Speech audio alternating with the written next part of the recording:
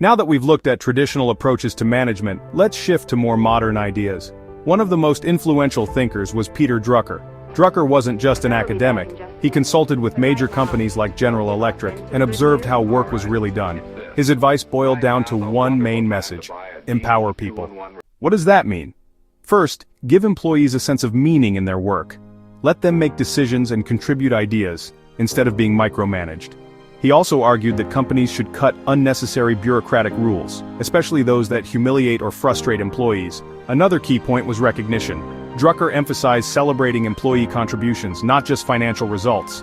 Finally, he believed managers should lead with vision and example. A manager shouldn't see themselves as above employees, but as a role model who inspires them. In short, Drucker helped shift thinking from management as control to management as leadership and influence. Some theorists now suggest that modern corporations behave more like social movements than traditional organizations. Think about movements like Black Lives Matter or Occupy Wall Street. They are organic, spontaneous, and leaderless, driven by networks rather than strict hierarchies. Companies like Google or Zappos show similar patterns. They evolve constantly, with unpredictable directions, and leadership is often more fluid. Zappos even experimented with holacracy, eliminating job titles and formal bosses so employees could self-organize. This shows how some companies are testing ways of running themselves less like rigid machines and more like living, adaptive communities. Social networks like LinkedIn, Facebook, and Twitter aren't just about friends and memes. They've become vital tools for business and management. For example, LinkedIn helps companies identify talent and recruit faster than traditional methods. Twitter and YouTube allow brands to connect directly with customers. But there are also risks. Social networks spread information fast, including misinformation. That means managers must learn to leverage the benefits while protecting their organizations from reputational harm.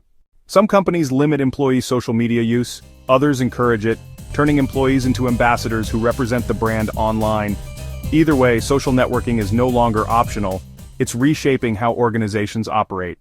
Another powerful idea is the concept of the learning organization. A learning organization is one that's constantly creating, sharing, and applying knowledge. How does this work in practice? There are 5 key elements. Problem solving with data instead of assumptions. Experimentation. Testing new ideas rather than sticking to the way we've always done it. Learning from past experience. Analyzing successes and failures to improve. Learning from others. Borrowing ideas and best practices from competitors or even other industries. Transferring knowledge. Capturing what's learned and passing it on, especially to new employees. Take the example of a pizza chain studied by researchers. The more pizzas a store made, the more efficient it became. Employees got faster and reduced waste. But the most successful stores weren't just learning from their own mistakes, they also shared practices with other branches. That combination of experience and shared knowledge made them stronger. This is why many argue that knowledge is the most important asset of modern organizations. Technology has also created virtual organizations, teams that work together even though members are scattered across cities or even continents. During the pandemic, many companies had no choice but to become virtual. Zoom meetings, Slack channels, and shared cloud platforms allowed businesses to keep functioning. Virtual work brings big benefits like flexibility and access to global talent. But it also poses challenges, building trust, maintaining communication, and preventing burnout when work is always just a click away. Finally, let's look at some key trends shaping management today. Millennials and Gen Z prefer local, authentic brands, fueling the rise of craft breweries and small startups. Environmental concerns have boosted companies like Tesla, which built its success around sustainability. Customization and personalization are now expected. Michael Dell built his computer company by letting customers design their own PCs. Rapid innovation means products become obsolete faster than ever. Think of how quickly smartphones replaced regular cell phones. Income inequality has widened, with CEOs sometimes earning 500 times what frontline employees make. This gap raises serious questions about fairness. Global instability and interconnection mean crises spread faster.